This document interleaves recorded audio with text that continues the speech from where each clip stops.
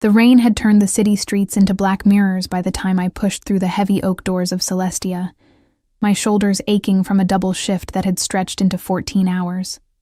My feet screamed inside the worn flats I'd glued back together last week, and the familiar weight of exhaustion pressed against my chest like a physical thing. I could smell myself, sweat masked poorly by cheap body spray, mixed with the kitchen grease that clung to my server's uniform no matter how many times I washed it. "Good work tonight, sweetheart," Marcus called from behind the bar, already counting the register. I managed a weak smile, collected my meager tips from the jar, and slipped back into the rain without another word. The bus stop was 2 blocks away, 2 blocks that felt like 2 miles. I pulled my threadbare cardigan tighter, ignoring how the fabric hung loose where a button had fallen off months ago. The city looked different at this hour, cleaner somehow, washed by rain, emptied of the usual chaos. Street lamps cast orange halos through the mist, and somewhere distant, a siren wailed its lonely song. That's when I noticed the car. It sat at the corner like a predator. Sleek, black, expensive in a way that didn't belong in this neighborhood. Even through the rain-streaked windows, I could see the chrome detailing that probably cost more than I made in 6 months. The engine purred, a low rumble that vibrated through the wet pavement beneath my feet. I should have kept walking, should have minded my own business. Instead, I slowed, curiosity pulling at me despite my exhaustion. Through the tinted back window, I could just make out movement, shadows shifting, the brief flare of what might have been a phone screen. Then the front door opened. A man stepped out, tall, built like he spent serious time in a gym, wearing a suit that fit too perfectly to be off the rack.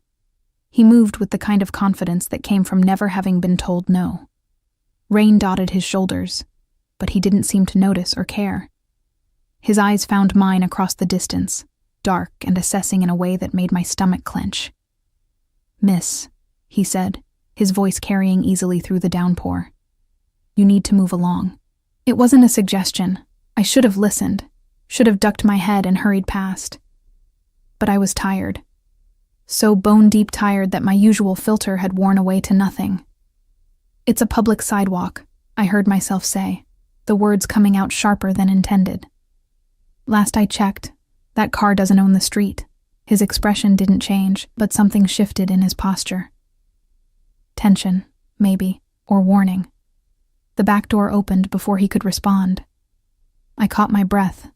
The man who emerged moved like water, fluid, unhurried, completely in control. He was younger than I expected, maybe early 30s, with dark hair that fell carelessly across his forehead, despite obvious expensive styling. His suit was charcoal gray, perfectly tailored, with a black shirt underneath that made his olive skin seem to glow even in the dim streetlight. No tie. The top 2 buttons undone in a way that should have looked casual, but somehow didn't. He was beautiful. Devastatingly, dangerously beautiful. But it was his eyes that stopped me cold, dark, almost black, sharp with an intelligence that felt like being X-rayed. They swept over me once, taking in everything. My wet hair plastered to my cheeks, my stained uniform, my broken shoes, the tips clutched in my trembling hand. I watched him register it all in less than 3 seconds. "Problem, Marcus?" His voice was low, textured like smoke and expensive whiskey. It sent an involuntary shiver down my spine that had nothing to do with the cold rain. "No, sir." The suited man, Marcus apparently, replied immediately. "Just a pedestrian." Those dark eyes hadn't left mine. I felt pinned, examined, like a specimen under glass. Rain ran down my face, but I couldn't look away. Didn't dare look away. "She looks cold," he said finally, and I hated how my heart jumped at the observation. And tired. "I'm fine," I managed, finding my voice even though it came out smaller than I wanted. "Just heading home." One corner of his mouth lifted, not quite a smile, but close. Dangerous close. "At this hour? In this weather?" He tilted his head slightly, studying me with an intensity that made my skin prickle. "Where's home?" "None of your business," I said, but the words lacked conviction. Something about him made lying feel impossible. like he'd see through it before the sentence finished. He took a step closer, and I noticed Marcus tense beside the car. Rain fell between us, creating a curtain of silver drops in the streetlight. He smelled like cedar and something darker. Leather, maybe, or smoke. Clean and masculine, and far too expensive for this part of town. "You work at Celestia," he said. Not a question. A statement. "I've seen you there." My stomach dropped. Celestia catered to a specific clientele, the kind with money, power, and secrets they paid handsomely to keep. We had a private dining room on the second floor that required a separate entrance and 3 security checks. I'd served up there exactly once, 3 months ago, when they were desperate for staff during a weekend rush. I'd tried not to look at the men in expensive suits conducting business over plates that cost more than my weekly rent. Tried not to hear the conversations that fell silent when I approached with wine bottles that probably cost more than my car insurance. Had he been there? Had I served him? "I don't remember you," I said, which was a lie. Because now that he was standing here, close enough that I could see the slight scar above his left eyebrow, the perfect architecture of his face, I did remember. A flash of memory. Dark eyes watching me over a crystal glass. The weight of his attention like a physical touch even across a crowded room. That almost smile deepened. Liar. The word was soft, almost affectionate, but it carried weight. The rain fell harder, soaking through my cardigan, plastering my uniform to my skin. I was shivering now. Though whether from cold or something else, I couldn't tell. "I need to go," I said, taking a step back. "My bus is 3 blocks away at the depot for the night," he interrupted smoothly. "Last one left 20 minutes ago." Horror bloomed in my chest. I pulled out my phone with shaking hands. The screen cracked, battery at 8%, and confirmed what he already knew. The last bus had indeed departed. The next one wouldn't come until 5:30 in the morning. 6 hours from now. Shit, I whispered, the word escaping before I could stop it. My apartment was 45 minutes away on foot, through neighborhoods that weren't safe even in daylight. I had $12 in tips. Not enough for a cab, even if I could find one willing to come to this area. "Get in the car." My head snapped up. He'd moved closer while I was distracted. Close enough now that I had to tilt my head back to meet his eyes. Up close, he was even more striking. Sharp jawline, full lips, a small mole just below his right eye that somehow made him more real, more dangerous. "What?" "Get in the car," he repeated, slower this time, like I was simple. "I'll take you home." "I don't even know you." "No," he agreed, and something flickered in those dark eyes. Amusement? Frustration? "But I know you. I know you work doubles 4 times a week at Celestia. I know you take the bus because you can't afford to fix your car. I know you live alone in a 1-bedroom apartment near Fletcher Street. And I know—" He paused, his gaze dropping briefly to my trembling hands. "That you're about 30 seconds from collapsing in the middle of a rainstorm." Each word landed like a stone in my stomach. He knew too much. Way too much. "How?" "Get in the car, Piccola." The endearment rolled off his tongue like honey laced with arsenic. "We can discuss your concerns about stranger danger once you're warm and dry." Behind him, Marcus had opened the back door, waiting. The interior glowed with soft amber light, and I could see leather seats, probably heated. Dry. Warm.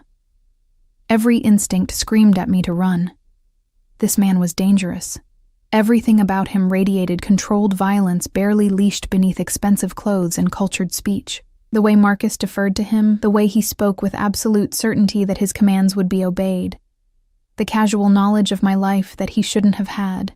But I was so tired, so cold, and 6 hours was a long time to wait in the rain. "Just a ride home," I heard myself say. That's all. His smile was genuine this time, and somehow that was worse. "Of course," he said, gesturing toward the open door, "just a ride home." I moved forward on numb feet, ducking into the car before I could change my mind. The interior was exactly as luxurious as I'd imagined. Soft leather, gleaming wood paneling, and blessed heat that immediately began seeping into my frozen bones. It smelled like him, that cedar and smoke scent, wrapped around me like a possession. He slid in beside me, and Marcus closed the door with a soft click that sounded far too much like a cage locking. The driver, another large man in a suit, pulled smoothly into traffic without being told. I realized with a start that he must have known where we were going before I'd even given my address. "You're shivering." His voice came from too close, and I turned to find him watching me with that same intense focus. Without warning, he shrugged out of his suit jacket and draped it over my shoulders. The fabric was still warm from his body, impossibly soft, and smelled so strongly of him that I felt lightheaded. I should have refused, should have handed it back. Instead, I pulled it tighter around myself, hating how good it felt. "Thank you," I whispered. "You're welcome, Piccola." He settled back against the seat, but I could feel his attention never leaving me. "Now, before we reach your apartment, you're going to tell me your name." "Why?" "Because I asked. The simple arrogance of it should have angered me.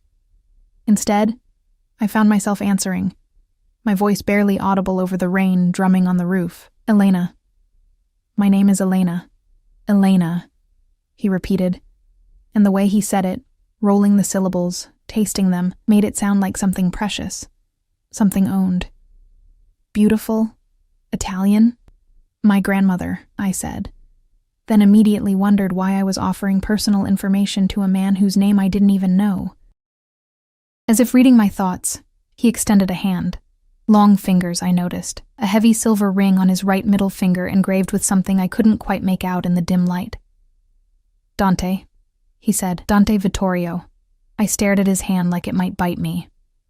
Because I knew that name. Everyone in this city knew that name, even if they pretended not to. Vittorio. The family that owned half the restaurants, the construction companies, the unions.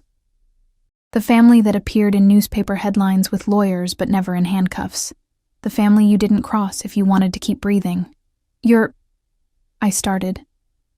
But he pressed one finger to my lips, silencing me. "Careful, Piccola," he murmured, his touch burning against my mouth. "Some things are safer left unsaid in cars, even mine."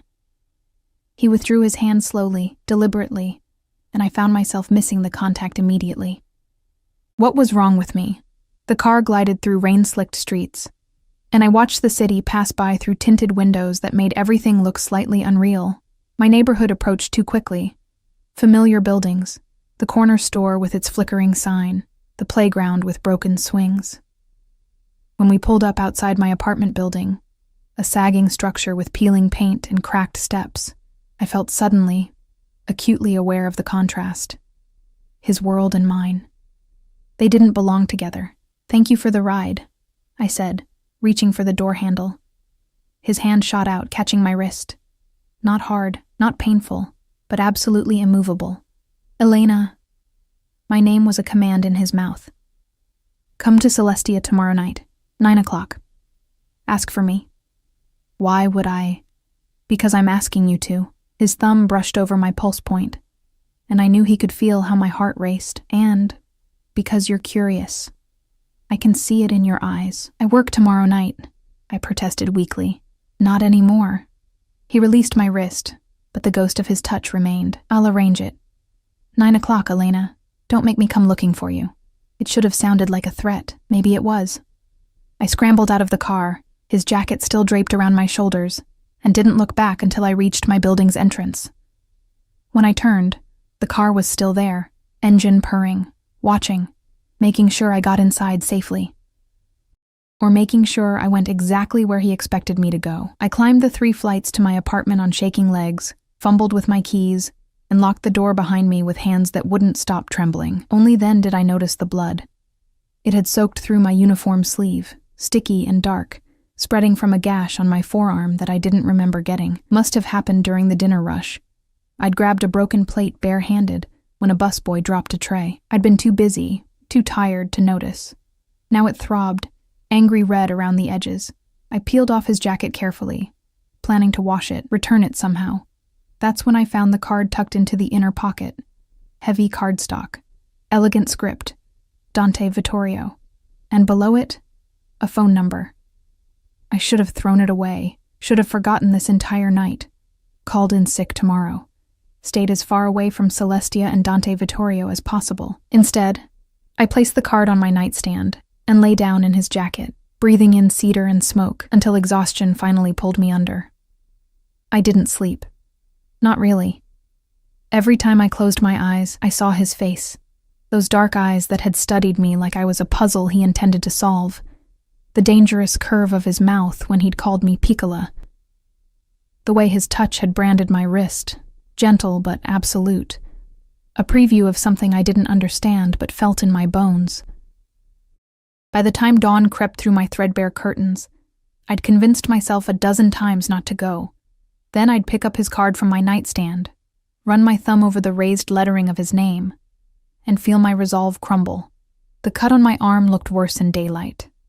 Angry and deep, the edges puckered where I'd tried to butterfly it closed with medical tape. I should have gotten stitches, should have gone to urgent care, should have done a lot of things differently. I wrapped it in gauze, pulled on a long-sleeve shirt to hide the bandage, and spent the morning cleaning my apartment with manic energy, scrubbing baseboards that didn't need scrubbing, organizing a closet that barely had anything in it. Anything to avoid thinking about 9 o'clock. My phone rang at 2 p.m. Unknown number. Hello? Miss Elena? A woman's voice, professional and smooth. This is Andrea calling from Celestia. I'm updating the schedule and wanted to confirm. You're no longer on the roster for tonight. Mr. Vittorio has requested your evening be cleared. My stomach dropped. I didn't request. It's already arranged. Your wages for the shift will be included in Friday's payment. Is there anything else I can help you with? The careful politeness couldn't mask the underlying message. This wasn't a conversation. It was a notification. No, I whispered. Thank you. She hung up without another word. I stared at my phone, anger, and something else. Something uncomfortably close to anticipation, warring in my chest. He'd actually done it. Changed my schedule with a single request. Rearranged my life like moving pieces on a chessboard. I should have been furious. Instead, I opened my closet and tried to figure out what you wore to meet a man who'd probably killed people. By 8:30, I'd changed outfits 4 times and settled on the only dress I owned that didn't look like it had been salvaged from a donation bin, a simple black sheath I'd bought for my mother's funeral 3 years ago. It was plain, modest, appropriate for nothing and everything all at once. I'd washed his jacket carefully, dried it on low heat, and now it hung on my arm like borrowed armor as I descended the stairs of my building. The evening air was cool and clear. The rain from last night evaporated into nothing but damp pavement and the lingering smell of wet concrete. The bus ride to Celestia took 40 minutes. I spent every second of it questioning my sanity. The restaurant looked different at night, lit from within like a jewel box, the kind of place I'd never have entered if I didn't work there. Floor-to-ceiling windows revealed glimpses of crystal chandeliers, white tablecloths, patrons who moved with the easy confidence of people who'd never checked a price tag in their lives. I bypassed the main entrance where a host in a tuxedo greeted arriving guests. Instead, I went around back to the employee entrance, the one I'd used 100 times before. My keycard still worked. The lock clicked green, and I slipped inside. The back hallway smelled like garlic and fresh bread, familiar and grounding. I could hear the kitchen in full chaos, the clatter of pans, the shouted orders in English and Spanish, the controlled frenzy of dinner service. Elena? I turned to find Carlos, one of the line cooks, staring at me with wide eyes. What are you doing here? I thought you weren't working tonight. I'm not. I held up the jacket, returning something. His gaze dropped to the expensive fabric in my hands, and his expression shifted into something I couldn't quite read. Concern? Fear? You should go through the front, he said quietly. If you're here for him. My throat went dry. Carlos. Be careful, Elena. He glanced over his shoulder, then back at me. Men like that, they don't just let people walk away. Once you're in, you're in. Before I could respond, he disappeared back into the kitchen, leaving me alone in the hallway with my racing heart and his jacket growing heavier by the second. I made my way through the familiar corridors, past the break room and the manager's office, toward the main dining room. But before I reached it, a hand caught my elbow. Marcus. The man from last night, still in his perfect suit, still radiating barely contained danger. "Miss Elena," he said, and his tone was infinitely more respectful than it had been on the street. "Mr. Vittorio is waiting for you. This way, please." He guided me past the main dining room entirely, toward the private elevator that led to the second floor, the exclusive floor, the one where I'd served exactly once and tried very hard to be invisible. The elevator was lined with mirrors and soft lighting. I watched our reflection rise, me in my funeral dress clutching his jacket, Marcus standing at perfect attention, betraying nothing. "He's been waiting all day," Marcus said suddenly, his eyes still forward. "I've worked for Mr. Vittorio for 8 years. I've never seen him wait for anyone." I didn't know what to say to that, so I said nothing. The elevator doors opened directly into a private dining room that stole my breath. It was smaller than I remembered, more intimate. A single table set for 2 near floor-to-ceiling windows that overlooked the city lights. Candles flickered in crystal holders. A bottle of wine, probably worth more than my monthly rent, breathed on the table. And there, standing by the window with his back to me, was Dante Vittorio. He wore black tonight, black slacks, black shirt with the sleeves rolled to his elbows, revealing forearms corded with muscle and decorated with ink I couldn't quite make out from this distance. His hair was slightly disheveled, like he'd been running his hands through it. "Thank you, Marcus," he said without turning. "That will be all." Marcus retreated immediately, and I heard the elevator doors close behind me with soft finality. We were alone. "You came," Dante said, finally turning to face me. Those dark eyes found mine across the room, and I felt the impact like a physical blow. "I wasn't certain you would. You changed my schedule," I said, pleased when my voice came out steadier than I felt. "Didn't leave me much choice. There's always a choice, Piccola." He moved toward me with that same fluid grace, predatory and mesmerizing. "You could have stayed home, ignored me, thrown my card away. I brought your jacket back. I held it out between us like a shield, but he ignored it, his attention fixed entirely on my face. Keep it. It looks better on you anyway. I can't accept. You can. You will." He plucked the jacket from my hands and tossed it carelessly over a nearby chair, then caught my wrist, the same one he'd held last night, and pulled me gently toward the table. "Sit, have dinner with me." "Why?" The question burst out before I could stop it. "Why am I here? What do you want from me?" He pulled out my chair, waiting. After a moment's hesitation, I sat, and he settled across from me with the easy confidence of someone accustomed to being obeyed. "I want," he said, reaching for the wine and pouring 2 glasses with practiced elegance, "to have dinner with a beautiful woman who looked at me on a rainy street and saw a man instead of a name. I know your name now." "Yes." He slid my glass across the table. "And yet you're still here." I didn't touch the wine.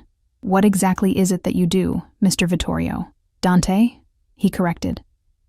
"And I do many things. I own restaurants, construction companies, import-export businesses, real estate holdings throughout the city." "And the other things?" I pressed.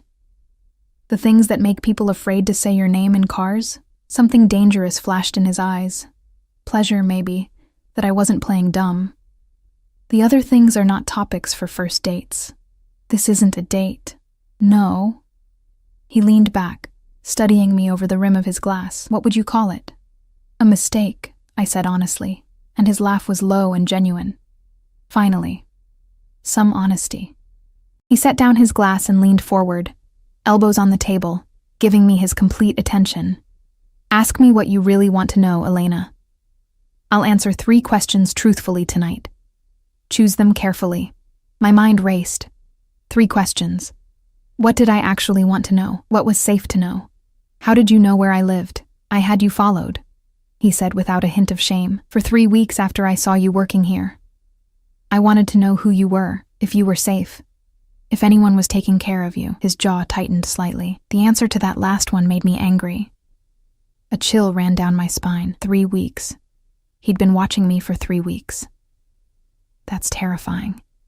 That's protection. He signaled to someone I hadn't noticed, a server who appeared from the shadows with plates of food that smelled incredible. Question 2. I waited until the server disappeared again, my appetite gone despite the beautiful food in front of me. What do you want from me, really? Complicated question. He cut into his steak with precise movements, but his eyes never left mine.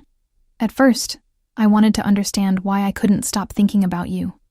Why a woman who served me wine for 30 seconds 3 months ago had crawled under my skin and refused to leave. He paused, chewing slowly, then continued. Now I want everything. Your time, your attention, your trust eventually. I want to know every thought in that clever head.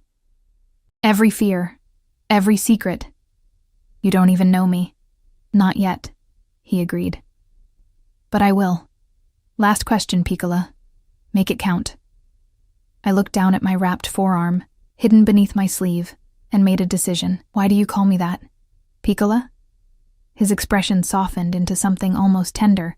It means little one. And before you argue that you're not little, he held up a hand. It's not about size. It's about, he searched for words, something precious, something that needs protecting. Something mine. I'm not yours. Not yet, he said again, echoing his earlier words. Eat, Elena. The chef prepared this specifically for you. How did he know what I'd like? I told him. At my startled look, he smiled. I pay attention. You always order the chicken piccata on your breaks. You drink water, no ice. You avoid anything with mushrooms. He gestured to my plate. No mushrooms, I promise. It should have been romantic. Instead, it felt like being dissected, examined, catalogued, but I was hungry. I'd been too nervous to eat all day, so I picked up my fork and took a bite. It was perfect. Of course it was perfect. We ate in silence for a few minutes, and I tried to ignore how his attention never wavered, how he watched every bite I took with satisfaction, like my eating pleased him on some fundamental level. Roll up your sleeve, he said suddenly, his voice dropping into something harder. I froze, fork halfway to my mouth. What? Your left sleeve. Roll it up. Why would I? Elena. My name was a warning. Roll up your sleeve. Now. With shaking hands, I set down my fork and slowly pushed up my sleeve, revealing the gauze wrapped around my forearm. His expression went absolutely still, controlled in a way that was somehow more frightening than anger. Take off the bandage. It's fine. Just a cut from work. Take it off. I unwrapped the gauze with trembling fingers, exposing the angry gash that had bled through the tape I'd used to close it. It looked infected now, red and swollen around the edges. Dante was out of his chair before I could blink, kneeling beside me, his hand catching my arm with infinite gentleness. His thumb traced the air above the wound, careful not to touch it. How? The word came out flat, deadly. How did this happen? I grabbed a broken plate during service. Yesterday. I didn't realize. You didn't realize you'd been cut deep enough to need stitches? His eyes lifted to mine, black with fury that I instinctively knew wasn't directed at me. You wrapped this in tape and went home in the rain? Worked a double shift injured? I couldn't afford urgent care, I said quietly. And it's fine. It'll heal. Marcus. His voice cracked through the room like a whip. The elevator doors opened immediately. Had Marcus been waiting there the entire time? And he appeared in the doorway. Get Dr. Russo here. Now. Tell him it's urgent. Sir, it's almost 10. I don't care if it's 3 in the morning. Get him here in the next 20 minutes or I'll burn his practice to the ground. Dante hadn't looked away from my arm, his jaw set in a way that made him look capable of extreme violence, and find out who was managing the floor at Celestia last night. I want their name. Right away, sir. Marcus vanished, and I tried to pull my arm back. You don't need to. This is ridiculous. It's just a cut. Sit down. The command in his voice froze me in place. You're not leaving until you explain that bruise. My blood went cold. What bruise? His fingers, still impossibly gentle, pushed up my sleeve higher, revealing the yellow-green shadow of an old bruise on my upper arm. One I'd forgotten about, from where I'd bumped into a door frame carrying a heavy tray last week. "This one," he said softly, dangerously. "And don't lie to me, Elena. I'll know." The air between us felt charged, electric. Dante's fingers still hovered near the faded bruise, his touch feather-light, but his gaze heavy as iron. I could see the controlled fury in the set of his shoulders, the tension in his jaw, and something else. Something possessive and primal that made my breath catch. "It's from work," I said quickly. "I hit a door frame carrying a tray. It happens all the time in restaurants. It's nothing. Nothing." He repeated the word like it tasted bitter. "You work yourself to exhaustion, cut yourself on broken plates, bruise yourself carrying trays that are too heavy, and it's nothing. It's my job. Not anymore." The words hung in the air between us, absolute and terrifying. I jerked my arm back, finally breaking his hold, and stood on shaking legs. You don't get to make decisions about my life." "Sit down, Piccola." He rose to his full height, and I was reminded viscerally of the difference between us, not just physically, though he towered over me, all controlled strength and coiled danger, but in every way that mattered: power, money, the casual certainty that the world would bend to his will. "No." The word came out stronger than I felt. "I came here to return your jacket and have dinner. That's all. I don't know what you think this is, but I'm not some project you can fix, or person you can control just because you decided to notice me." His expression shifted, something like admiration flickering through the anger. "There she is, the woman who told me off in the rain. I was wondering where she'd gone. I'm leaving." "You're not." He moved between me and the elevator with predatory speed. "Not until Dr. Russo looks at that arm. Not until we discuss your employment situation. And certainly not until you understand something very clearly." "Understand what?" He stepped closer, close enough that I could smell cedar and smoke, close enough that I had to tilt my head back to maintain eye contact. "That from the moment you got in my car last night, you became my responsibility, mine to protect, mine to care for, and I take care of what's mine." "I'm not." "Yes," he interrupted, his voice dropping to something almost tender. "You are. You just don't know it yet." The elevator chimed before I could respond. An older man emerged, carrying a medical bag, his salt and pepper hair slightly mussed like he'd dressed in a hurry. He took one look at Dante's expression and moved immediately to my side. "Miss," he said gently, setting his bag on the table. "I'm Dr. Russo. May I examine your arm?" I wanted to refuse, wanted to storm out, take the stairs if I had to, get as far away from Dante Vittorio and his overwhelming intensity as possible. But the cut throbbed, angry and hot, and the doctor's kind eyes reminded me of my grandfather. "Fine," I whispered, sinking back into my chair. Dr. Russo worked efficiently, his touch professional and careful. He cleaned the wound. I hissed at the sting of antiseptic, and examined it with a small flashlight. "It's infected," he confirmed, glancing at Dante. "Not badly, but it needs proper care. Should have had stitches immediately. I can close it now with butterfly strips and surgical glue, but there'll be a scar." "Do whatever you need to do," Dante said from behind me. I felt his presence like heat, standing close enough that his hand came to rest on the back of my chair. "Possessive. Protective. And give her antibiotics, the strongest you have." "That's not necessary," I started. But Dante's hand moved to my shoulder, a gentle pressure that somehow commanded silence. "It's necessary, Dr. Russo worked quietly, closing the wound with practiced efficiency. I watched his hands instead of looking at Dante, trying to ignore how my shoulder burned where he touched me, even through fabric. "You need to keep this dry for 48 hours, Dr. Russo said, wrapping fresh gauze around my forearm. "Take the antibiotics twice a day with food. If you see any red streaks spreading from the wound, or if you develop a fever, call me immediately." He handed me a card and a bottle of pills from his bag. "My personal number, day or night." "Thank you," I managed. He packed up his supplies, accepted what looked like several $100 bills from Dante without counting them, and left as quickly as he'd arrived. The elevator doors closed, and we were alone again. "You didn't have to do that," I said quietly, not looking at him. "I would have taken care of it." "When?" His hand slid from my shoulder down my arm, carefully avoiding the fresh bandage until his fingers intertwined with mine.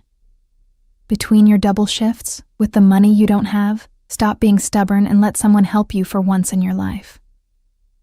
"Why do you even care?" I turned to face him finally, exhausted and confused and overwhelmed. "You don't know me. You don't know anything about my life or what I need, or I know you haven't been to a doctor in 3 years because you can't afford insurance." His thumb traced circles on my palm, the gesture oddly soothing despite everything. "I know you send half your paycheck to your younger brother in college. I know you eat 1 meal a day, usually after your shift ends.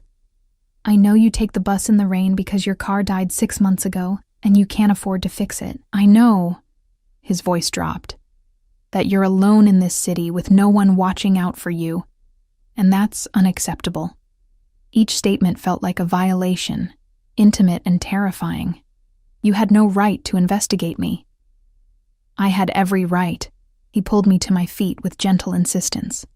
"The moment I saw you, exhausted and invisible while entitled people snapped their fingers for more wine, I knew. You were important. You mattered. And no one was treating you like you did. So what? You decided to swoop in and rescue me? I don't need rescuing." "No," he agreed, and that dangerous smile curved his lips. "You need someone who sees you, really sees you.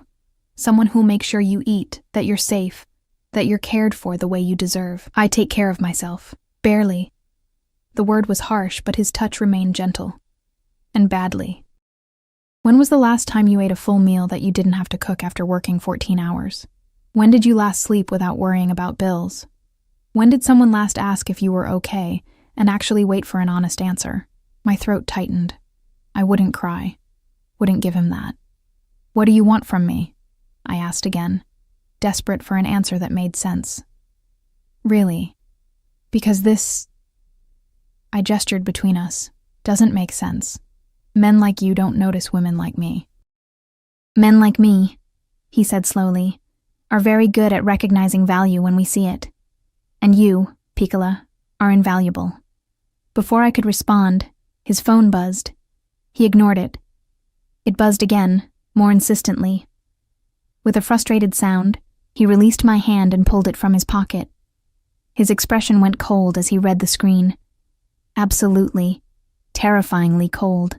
"When?" he said into the phone, not bothering with greetings. A pause. "How many?" Another pause. "I'll be there in 20 minutes. Have everyone ready." He hung up and looked at me, something like regret crossing his features. "I have to go. Business that can't wait." "Okay," I said, relief and disappointment warring in my chest. Marcus will take you home." He was already moving toward the elevator. All business now, the tender intensity from moments ago locked away behind walls of ice. "He'll wait outside your building until you're safely inside." "That's not necessary. It's not negotiable."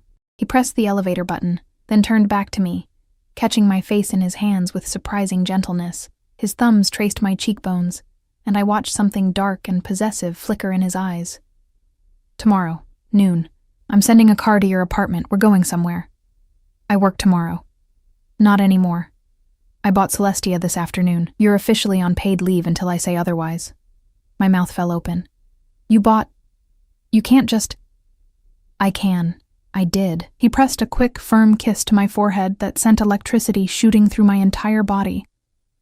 "Wear something comfortable. And Elena?" He waited until I met his eyes. "Don't even think about not being there. I'll come get you myself, and I won't be as patient the second time."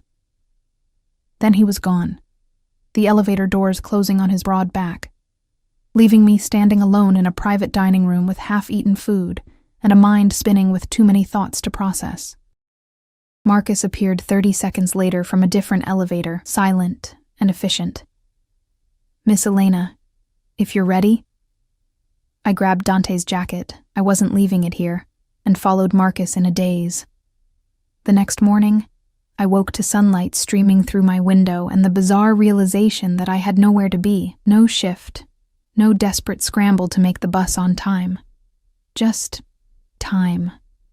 I made coffee. Real coffee. Not the instant kind. And sat by my window watching the city wake up. The card on my nightstand seemed to pulse with presence, and I picked it up, running my thumb over Dante's name. He'd bought an entire restaurant, just to give me time off. The thought should have terrified me. Instead, I felt something uncomfortably warm unfurl in my chest. At 11:30, I was dressed in jeans and a soft sweater, my hair pulled back, the bandage on my arm hidden beneath long sleeves.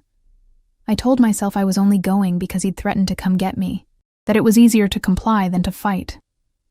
I told myself a lot of lies that morning.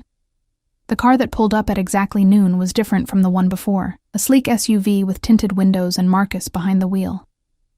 Another man sat in the passenger seat, equally large, equally alert. "Miss Elena," Marcus said as he opened my door. "Mr. Vittorio was waiting." The drive took 40 minutes, out of the city and into rolling hills I'd never explored. We pulled up to a property that stole my breath. A sprawling estate with manicured grounds, gardens still blooming despite the autumn chill, and a house that looked more like a villa than anything that belonged in this state. Dante stood on the front steps, dressed casually in dark jeans and a navy sweater that made his eyes look even darker. He looked younger like this, more approachable, though no less dangerous. "Elena?" he said, my name like a caress. He descended the steps with that fluid grace and opened my car door himself, offering his hand. "Thank you for coming." Did I have a choice? Always. But his smile said he'd known I'd come. "Walk with me?" He led me around the house to the gardens, keeping my hand tucked in his. The late morning sun felt warm on my face, and the air smelled like roses and something herbal I couldn't identify. "This is your home?" I asked. "One of them, my favorite." He guided me down a stone path between hedges shaped into elegant curves. "It's quiet here. Private. Safe. Safe from what? Everything." He stopped beside a fountain, a beautiful marble piece with water cascading from a woman's cupped hands. "I wanted you to see it. Wanted you to understand what I'm offering." My stomach clenched. Offering? A life, Piccola. He turned to face me fully, and the intensity in his eyes made my knees weak. One where you don't work yourself to death for pennies. Where you're protected, cared for, given everything you need and most of what you want. "I don't understand. I want you here." He gestured to the house, the grounds, the peaceful beauty surrounding us. "With me. I want to come home and find you reading in the library. I want to watch you discover what it's like to not be exhausted. I want..."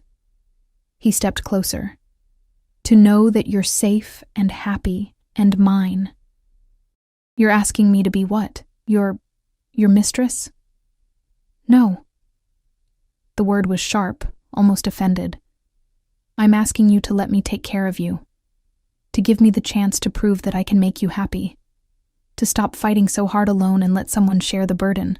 I barely know you, then get to know me."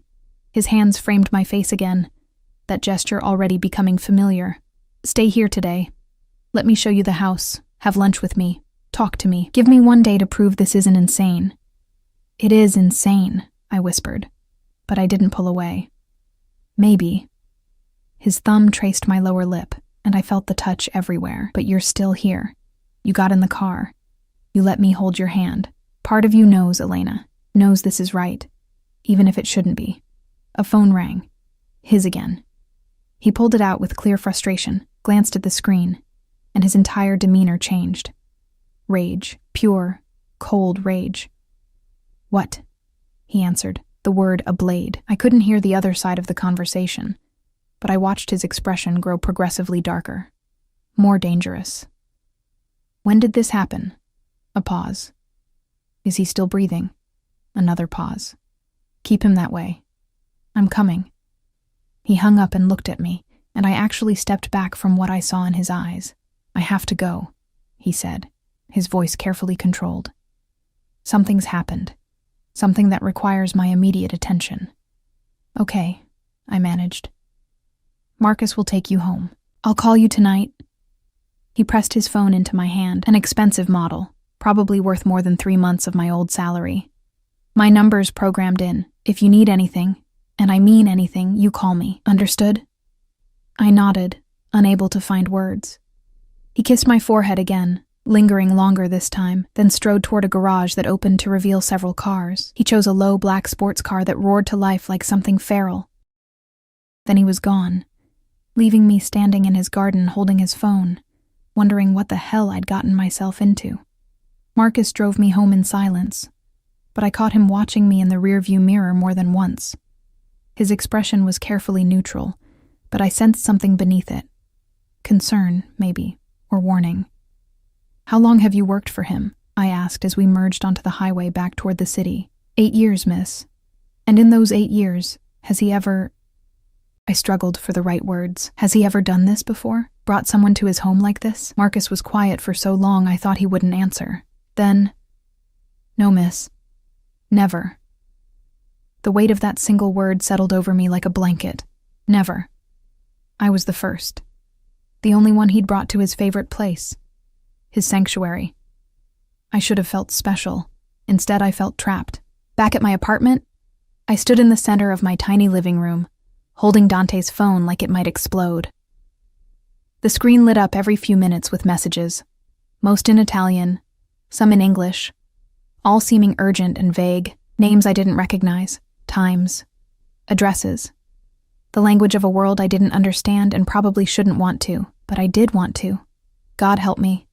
I wanted to understand him. The phone rang at 8 that evening. His name on the screen made my heart lurch. Hello? Elena. Just my name, but I could hear exhaustion underneath it.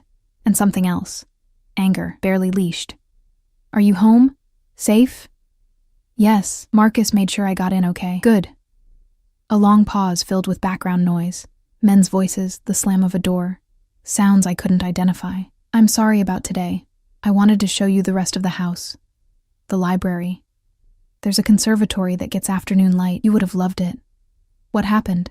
I asked before I could stop myself. Whatever called you away, is it handled? It will be. His voice dropped into something darker. Someone made a mistake. A very costly mistake. They're learning the price of it now. I should have been horrified. Should have hung up.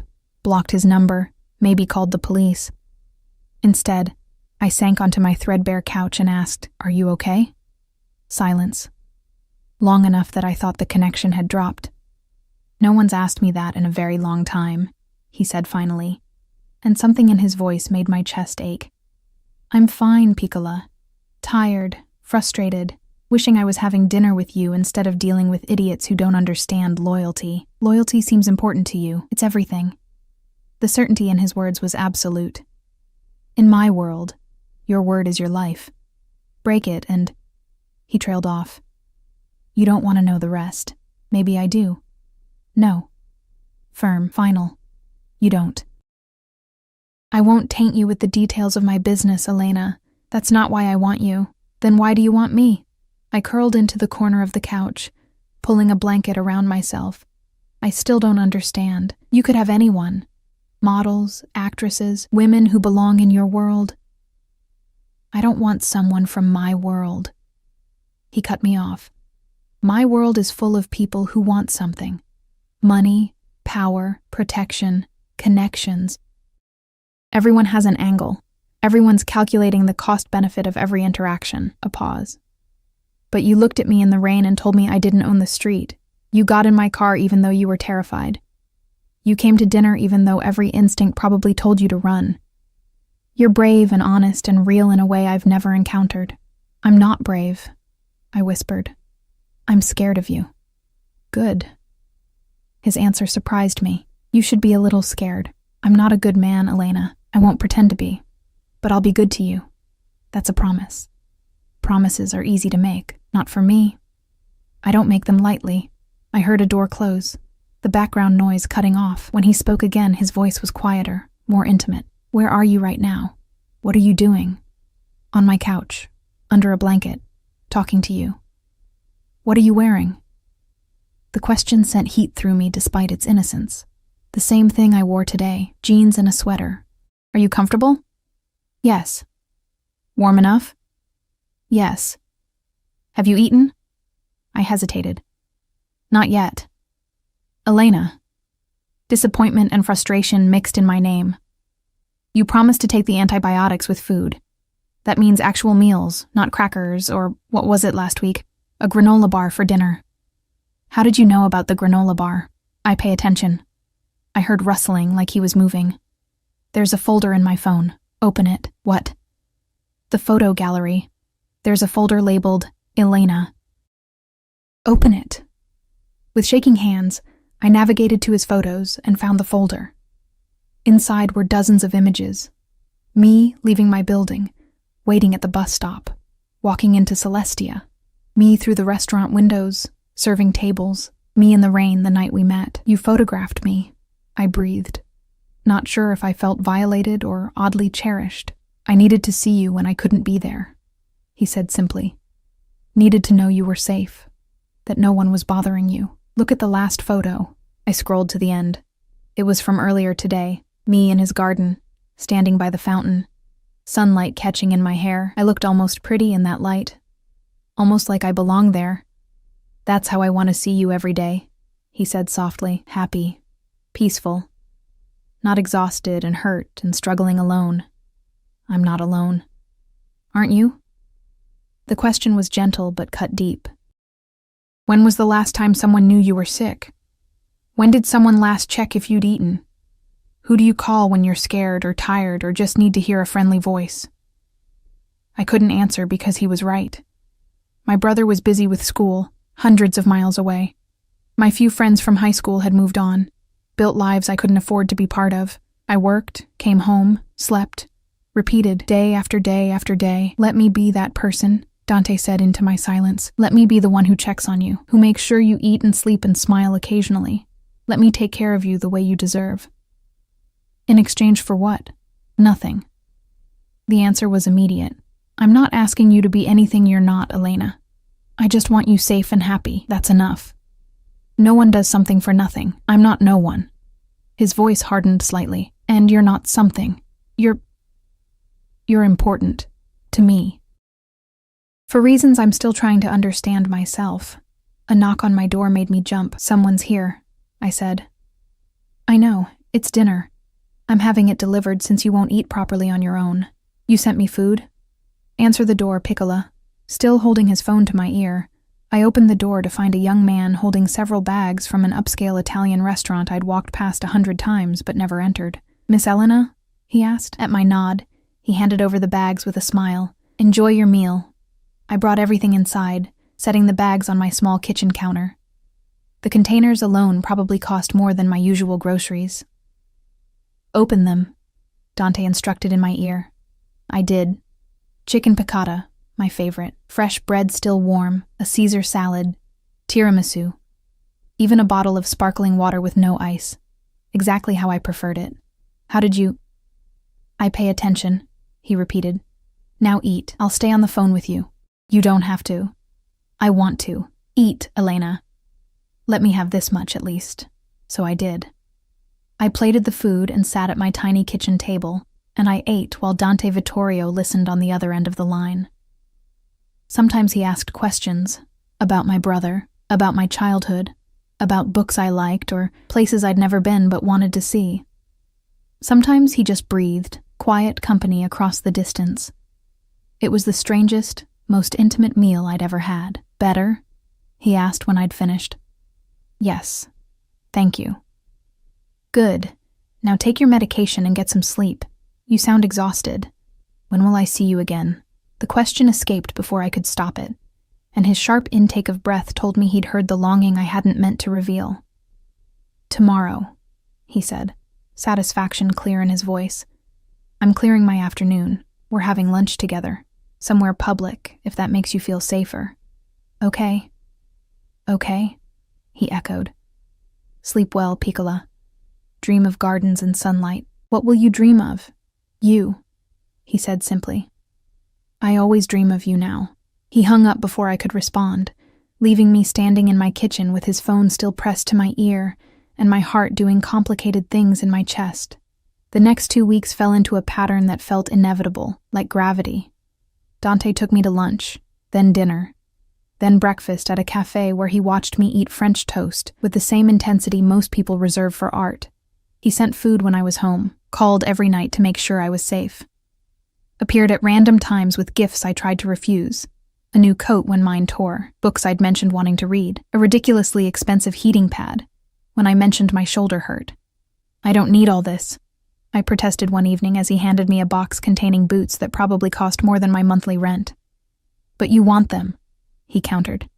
And he was right. I'd stopped in front of a shop window days ago, admiring the leather boots displayed there, not realizing he'd been watching. He never pushed for more, never tried to kiss me beyond chaste touches to my forehead or cheeks, never demanded anything physical, but the possession in his eyes grew stronger daily, and I felt myself falling into the gravity of his attention like a moon caught in orbit. I should have been stronger, should have maintained distance, but he made it so easy to lean into his care, to let him shoulder burdens I'd carried alone for so long. My brother called one evening, excited and confused. "Ellie, something weird happened. I got an email saying my tuition for next semester is paid, and my housing. Someone set up a scholarship in Nona's name.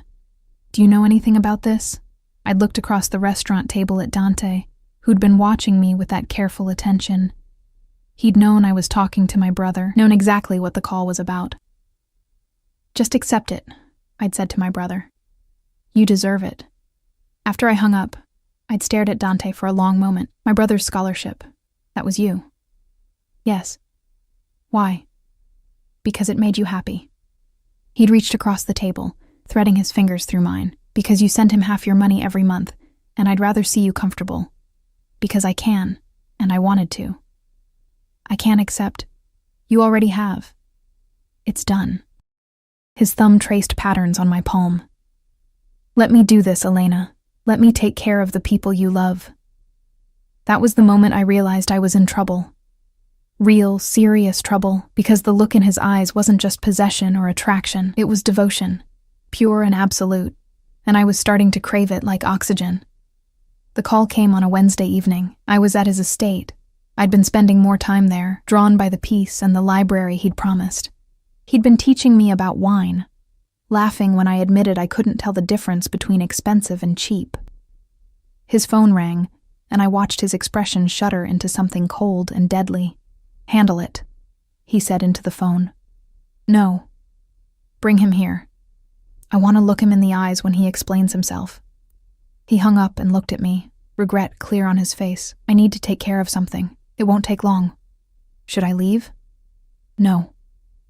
The word was sharp, almost panicked. "Stay. Please. I'll have Marcus take you to the library. Just stay." I nodded, and he kissed my forehead, lingering, desperate, before disappearing into a wing of the house I'd never entered.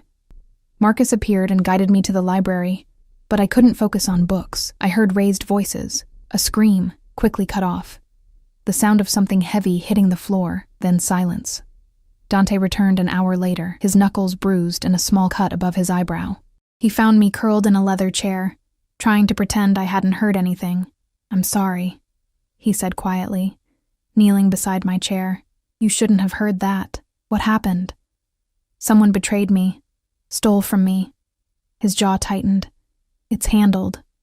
The screaming is nothing you need to worry about." He took my face in his hands, forcing me to meet his eyes.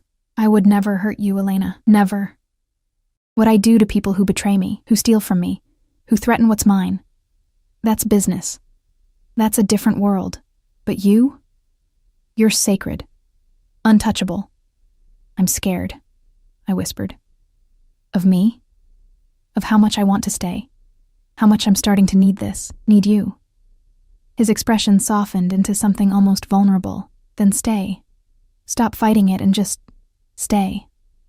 He pulled me into his arms, and I went willingly, pressing my face against his chest and breathing in cedar and smoke.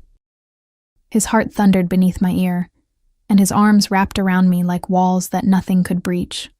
"I'm falling in love with you," he murmured into my hair. "Have been since the moment you looked at me in the rain like I was just a man. And I know it's too fast and probably insane, but I don't care. You're mine, Elena. You've been mine since that first night.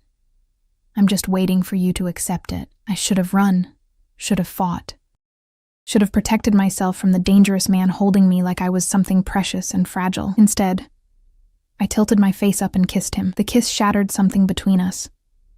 Some final wall I'd been maintaining. Some last defense against the inevitable. Dante made a sound low in his throat, almost pained, and his hands moved to cradle my face with a gentleness that contradicted everything I'd heard screaming in his house an hour ago. He kissed me like I was air, and he'd been drowning, like I was something holy he had no right to touch, but couldn't stop himself from reaching for. His lips were soft, searching, and when I opened for him, the careful control he always maintained cracked just slightly. Elena, he breathed against my mouth, and my name sounded like a prayer. Tell me to stop. Tell me you don't want this, and I'll walk away. I'll make sure you're taken care of from a distance. I'll never touch you again. Just tell me now, before I can't let you go. Don't stop, I whispered, and sealed both our fates. He lifted me from the chair, as if I weighed nothing, carrying me through corridors I'd never seen to a bedroom that was clearly his, masculine and elegant, smelling like him. The bed enormous and covered in dark sheets that probably cost more than my entire apartment. But he didn't take me to the bed. Instead, he set me carefully on a chaise by the window and knelt before me, his hands framing my face again in that gesture that had become his signature. I need you to understand something, he said, his voice rough. Once we cross this line, you're mine. Completely. I don't share, Elena. I don't do casual. If you give yourself to me, I'm keeping you. Forever. No matter what. That sounds like a threat. It's a promise. His thumbs traced my cheekbones. I'm not a good man. I've done things that would make you run screaming if you knew the details. I've hurt people, killed people, built an empire on fear and blood and calculated violence. He leaned forward, pressing his forehead to mine. But with you, I want to be different. Want to be the man who makes you smile, who keeps you safe, who gives you everything you've ever been denied. Let me be that man. What if I can't handle your world? Then I'll build you a new one. Simple. Absolute. Whatever you need, Piccola, whatever makes you happy. Just don't leave me. The vulnerability in his voice undid me completely. This powerful, dangerous man was kneeling at my feet, offering me everything, asking for nothing but my presence. I'm not going anywhere, I said, and kissed him again. This time, when he laid me on his bed, there was no hesitation, no more walls, just skin and breath and whispered promises in Italian that I didn't understand but felt in my bones. He touched me like I was something rare, something precious, mapping every inch of me with hands that could kill, but chose only to worship. And when we finally came together, when he pushed inside me with agonizing slowness, and I felt truly claimed for the first time in my life, he buried his face in my neck and said 3 words that changed everything. Mine. Finally mine. I woke to sunlight streaming through floor-to-ceiling windows and Dante's arm heavy across my waist, his body curved protectively around mine. For a moment, I just breathed, processing what had happened, what I'd done, what I'd become. His.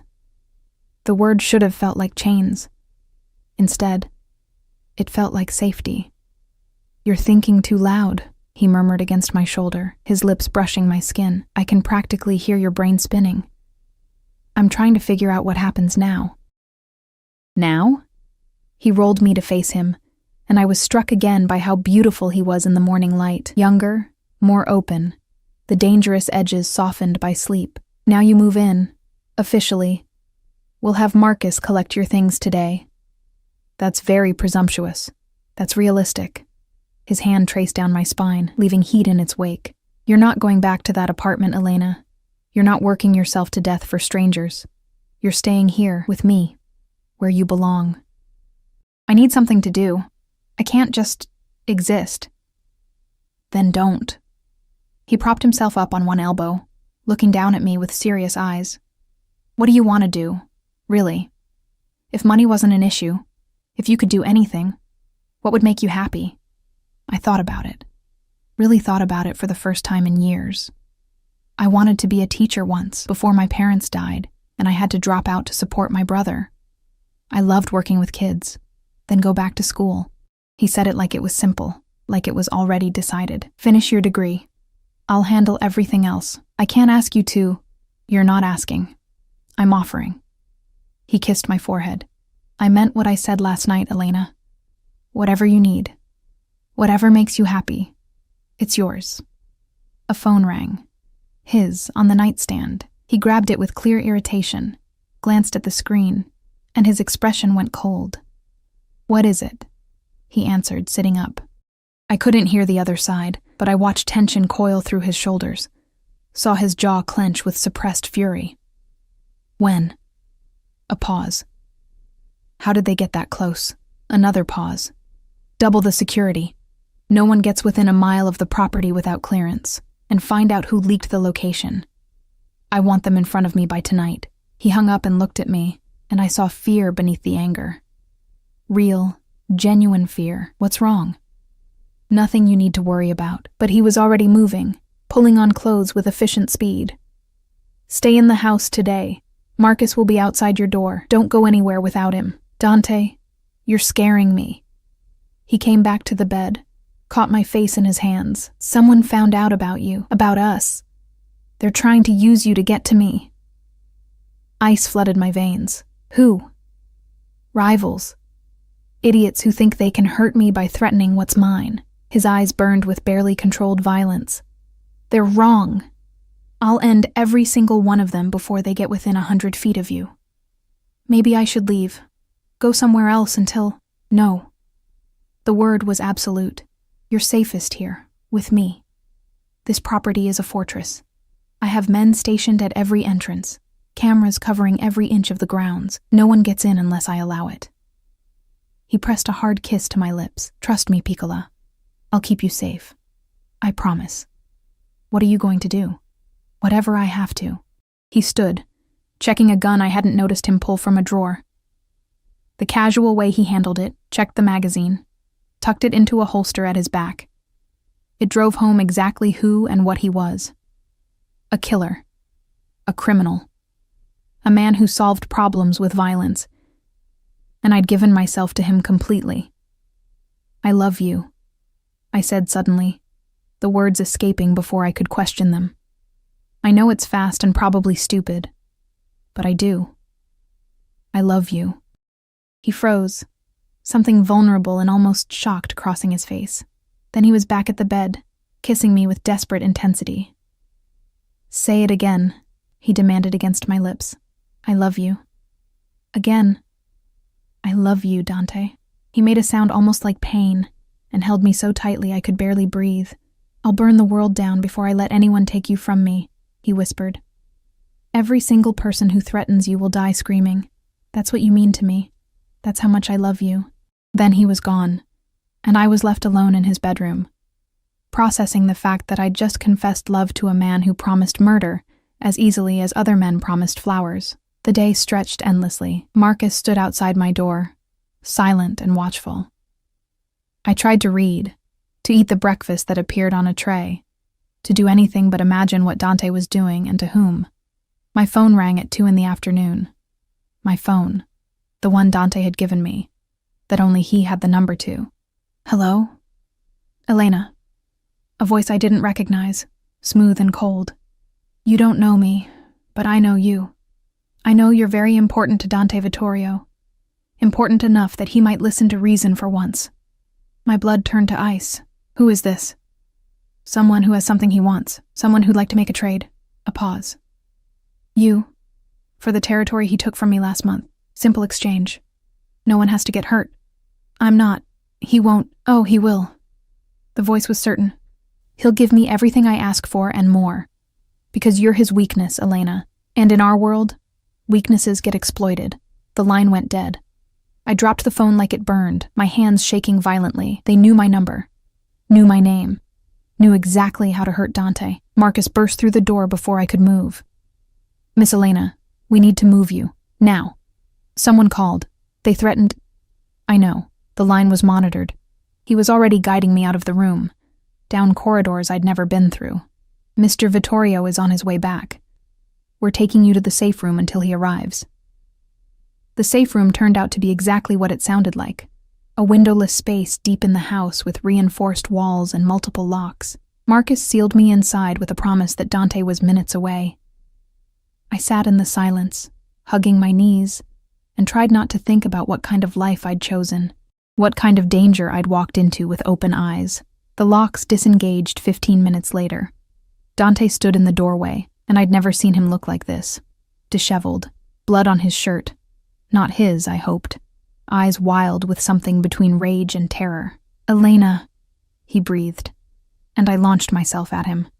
He caught me, held me so tightly my ribs ached, his face buried in my hair. "You're okay.